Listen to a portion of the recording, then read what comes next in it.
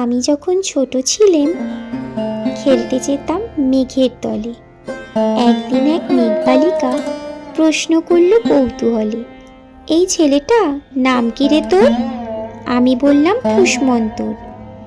মেঘবালিকা রেগেই আগুন, মিথ্যে কথা, নাম কি অমন হয় কখনো? আমি বললাম, নিশ্চয়ই হয়, আগে আমার গল্প শোনো। সে বলল, শুনবো না যা, সেই তো রানী, সেই তো রাজা, সেই তো একই ঢাল তলোয়ার, সেই তো একই রাজার কুমার পক্ষীরাজে, শুনবো না আর, ওসব বাজে।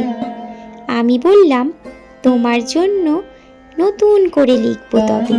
সে বলল, সত্যি লিখবি? বেশ, তাহলে মস্ত করে লিখতে হবে, মনে থাকবে, লিখেই কিন্তু আমায় দিবি। আমি বললাম, তোমার জন্য লিখতে পারি এক পৃথিবী।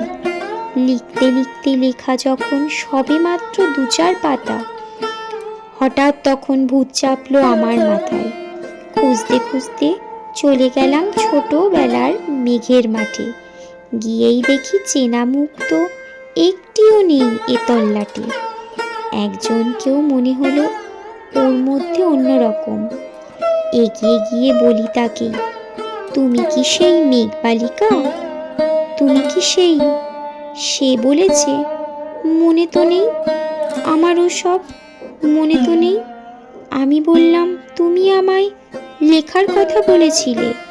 সে বলল, সঙ্গে আছে, ভাসিয়ে দাও গায়ের ঝিলে। আর হ্যাঁ শোনো, এখন আমি মেঘ নেই আর, সবাই এখন বৃষ্টি বলে ডাকে আমায়। বলেই হঠাৎ এক পশলায় চুল থেকে নখ আমায় পুরো ভিজিয়ে দিয়ে অন্য অন্য বৃষ্টি বাদল সঙ্গে নিয়ে মিলিয়ে গেল খরস্রোতায়, মিলিয়ে গেল দূরে কোথায়, দূরে দূরে।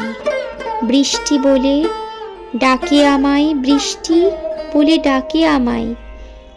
আপন মনে বলতে বলতে আমি কেবল বসে রইলাম।